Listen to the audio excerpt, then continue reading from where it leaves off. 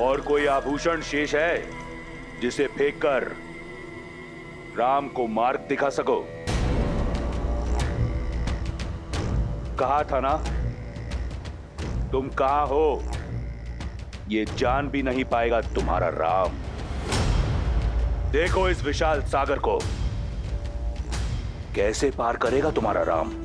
ना दिशा का ज्ञान होगा और ना दूरी का।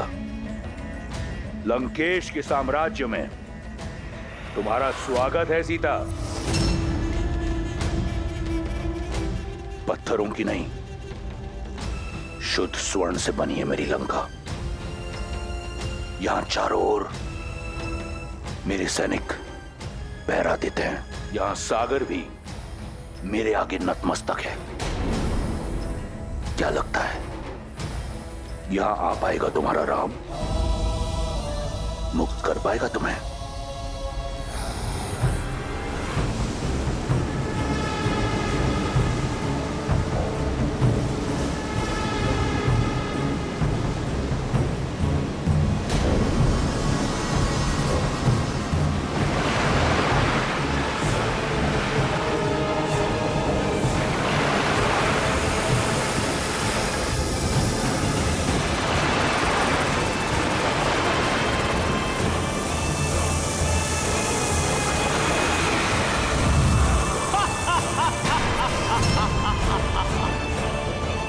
लंकेश को नागमाता सुरसा का प्रणाम।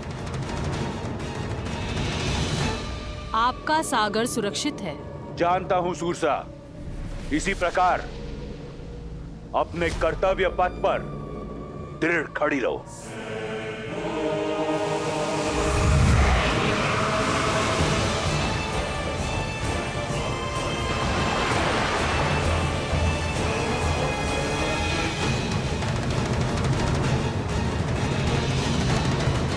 सूरसा है ये, जो आता है निगल जाती है।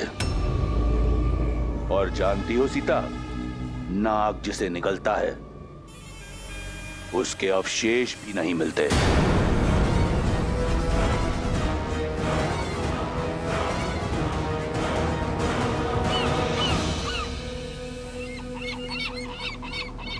इन पक्षियों को देखकर कहीं आशा की उड़ान मत भर लेना सीता। रावण के अधिकार के सागर में पक्षी आ भले ही जाए, पार नहीं कर सकते।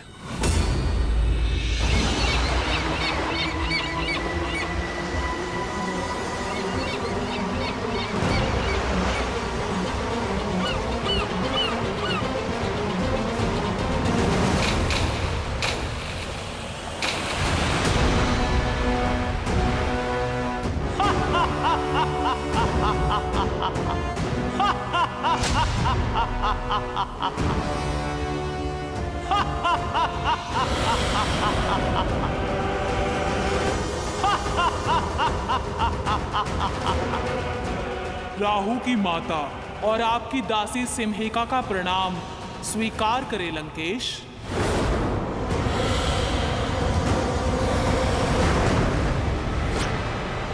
देखा रावण की शक्ति, रावण की लंका को, जहां ईश्वर भी पग धरने से पहले मेरी अनुमति लेते हैं। कैसे आएगा वो तुच्छ वनवासी यहां? कैसे ढूंढ पाएगा तुम्हें? यहां धरा से लेकर वरुण तक सब मेरे दास हैं। मारा जाएगा बेचारा वनवासी तुम्हें खोजने के प्रयास में।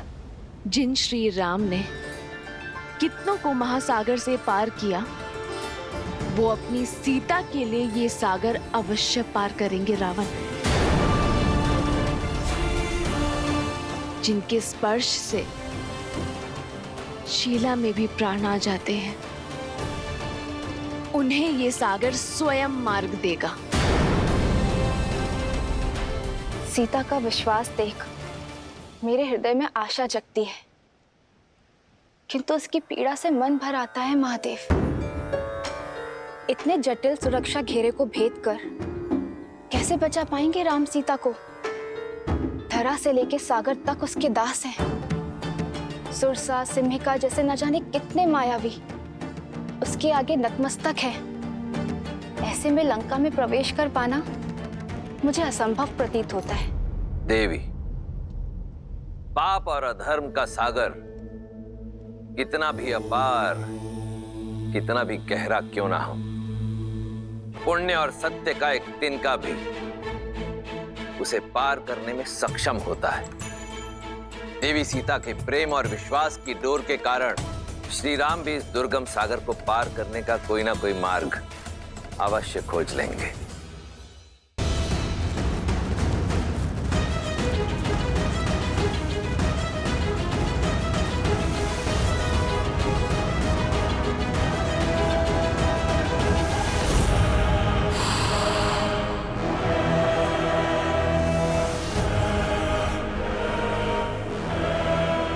लक्ष्मण, हमें दूसरी ओर से जाना होगा।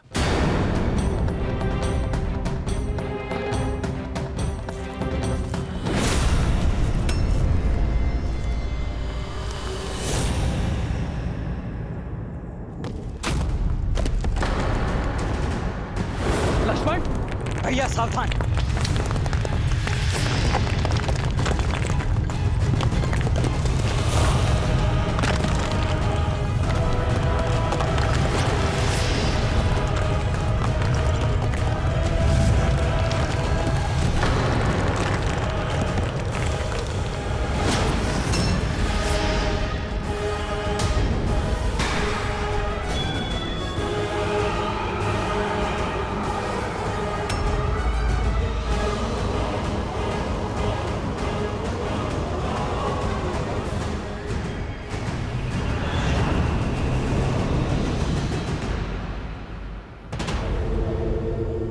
वन के दुखों का अंत हुआ।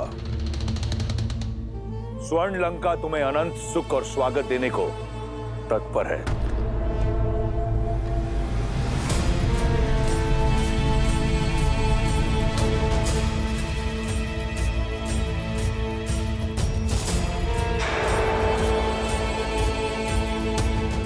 मुझे ज्ञात था कि एक बाण से 2 लक्ष्य तो केवल मेरे रावण भैया ही भेज सकते हैं। मेरे और मेरे पुत्र के प्रतिशोध के साथ साथ उन्होंने अपना प्रतिकार भी ले लिया।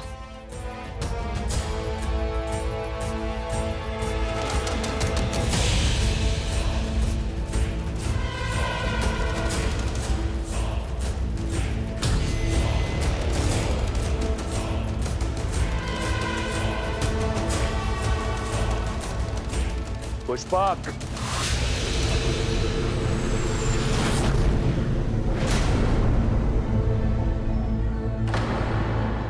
लंकेश कहाँ जा रहे हैं? पुष्पक,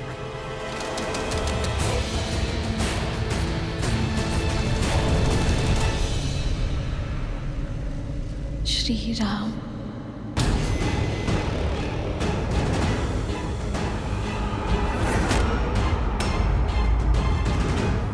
मृत्यु की मार्ग पे जा रहे हो, ना चीख रहे हो, ना भय से कांप रहे हो। कौन हो तुम जिसको मेरा भय नहीं? भय भी स्वयं जिससे भयभीत है, वो तुमसे क्यों भयभीत होगा राक्षस? ठीक से देखो, ये वही हैं जिन्होंने सहस्त्र गजों की शक्ति से युक्त ताड़का का वध किया, अति बलशाली विराट का संहार किया, हर और दूषण समेत 14 सहस्त्र राक्षसों को काल का भोज बना दिया। तो जो सिंह का आखेट करते हैं, वो भला तुम जैसे मूषक से क्यों भयभीत होंगे? मेरा अंत करना सरल नहीं। मुझे तब मारोगे जब मेरी मुट्ठी खुलेगी, और मेरी मुट्ठी खुलेगी नहीं। भैया, इस समस्या का जड़ से ही अंत कर देते। किसने कहा कि हमें तुम्हारी मुट्ठी खोलनी है? हमें तो वो भुजा ही काट देनी है जिससे तुम्हारी मुट्ठी जुड़ी है।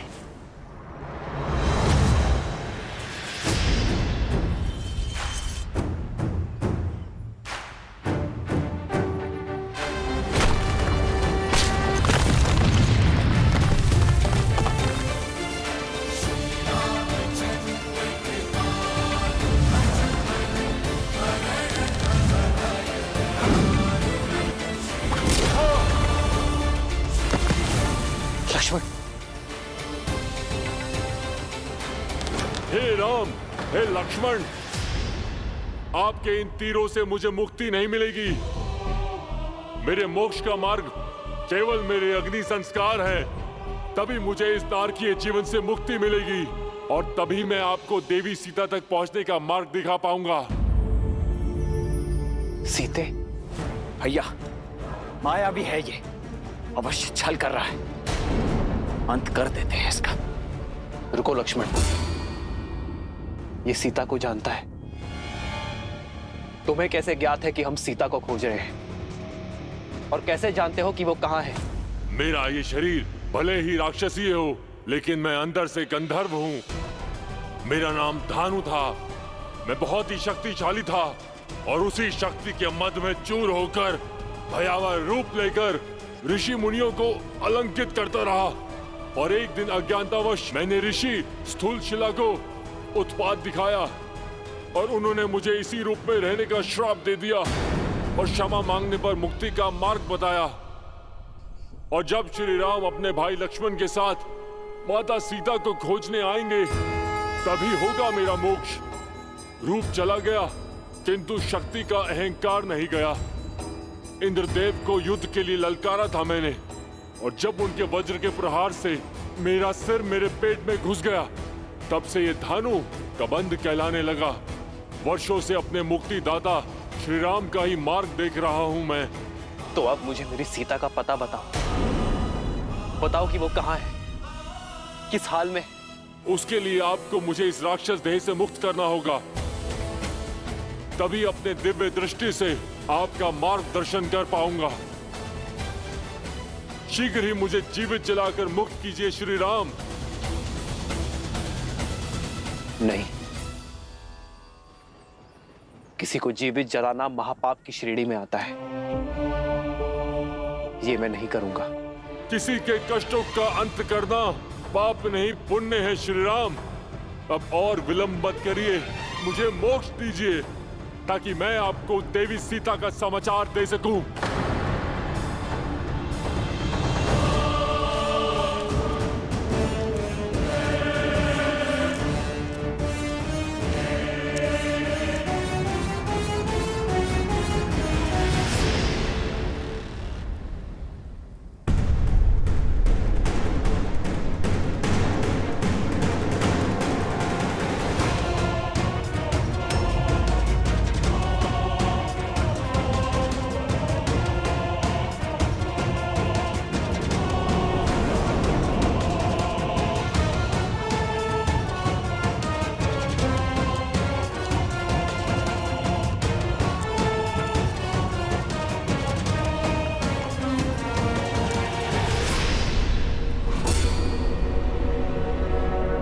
यह अशोक वाटिका है सीता।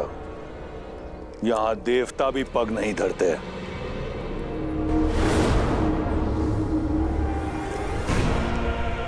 यही सोच रही हो ना कि लंका का भव्य महल छोड़कर तुम्हें यहां इस वाटिका में क्यों लाया हूं? आओ, तुम्हें उत्तर दिखाता हूं।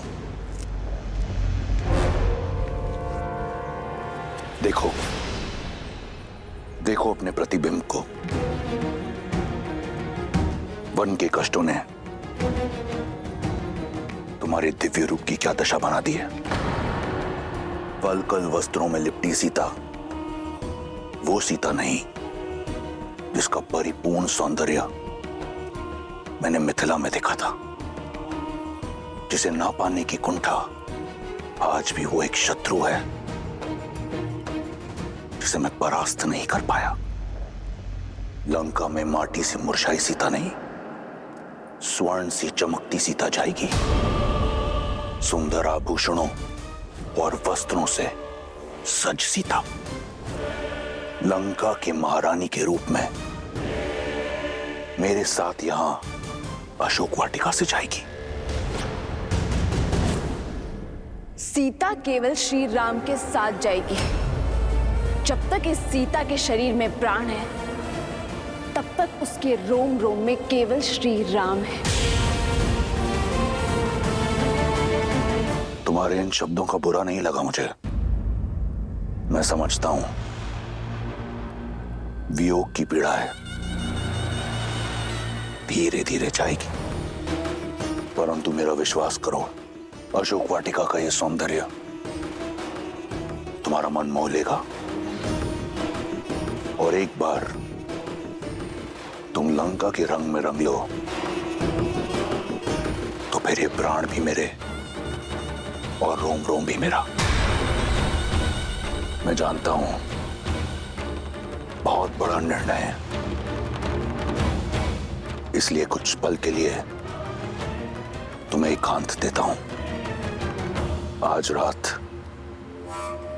हमारा रक्ष विवाह होगा, या तो तुम मेरी इच्छा के आगे झुक जाना,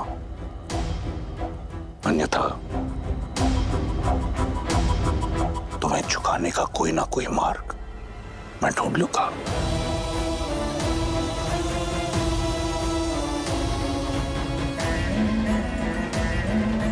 लंकेश को प्रसन्न करने का दायित्व अब तुम्हारा है। त्रिजटा से कहो शीघ्र अतिशीघ्र सीता को सज्ज करे।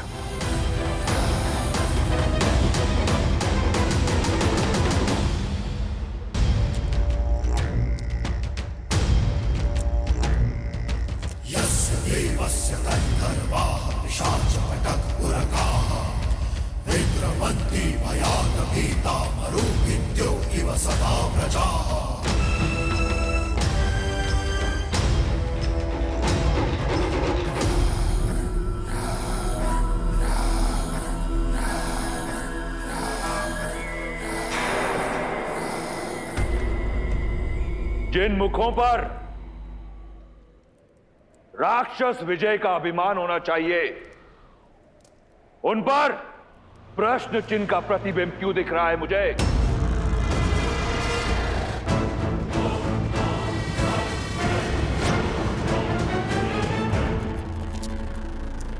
जब विजय का मूल्य विजय से बड़ा हो तो उसका तेज कम हो ही जाता है पिताश्री। किंतु यदि आपकी इच्छा वास्तविक विजय प्राप्त करने की है तो मुझे आज्ञा दीजिए, मैं राम और उसके भाई लक्ष्मण को अपने शौर्य से परास्त करके यहां आपके समक्ष बंदी बनाकर लाता हूं, आपके चरणों में गिराकर उनसे उनके प्राणों की भिक्षा मंगवाता हूं।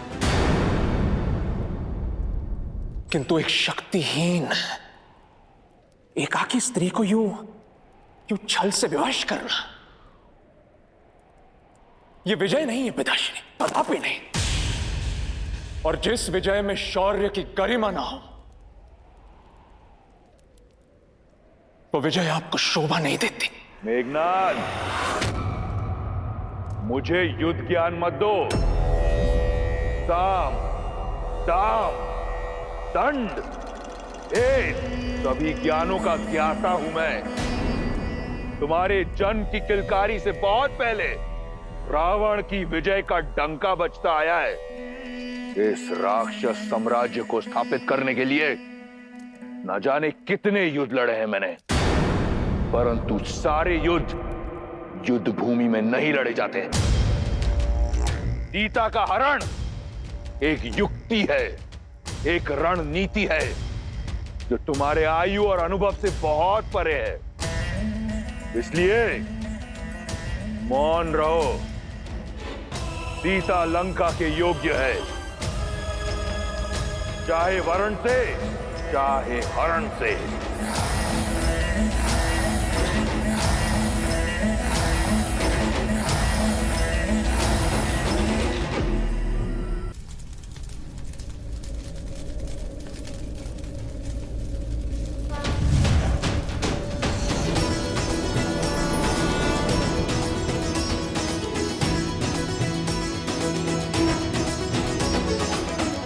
मुझे मुक्त करने के लिए धन्यवाद रघुनंदन।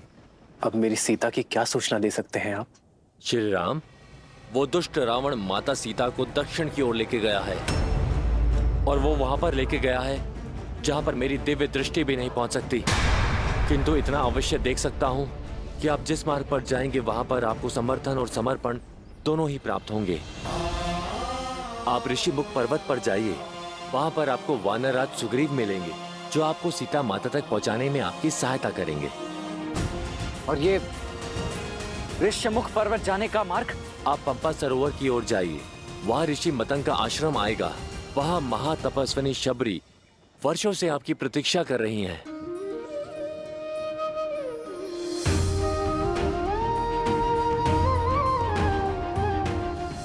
उनकी प्रतीक्षा का अंत भी होगा और साथ ही साथ आपकी आगे की यात्रा का आरंभ भी होगा।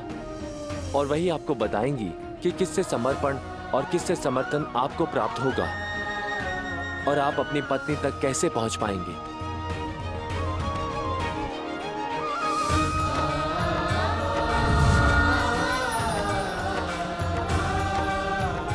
लक्ष्मण, हमें शीघ्र अतिशीघ्र माता शबरी तक पहुंचना होगा। जी भैया।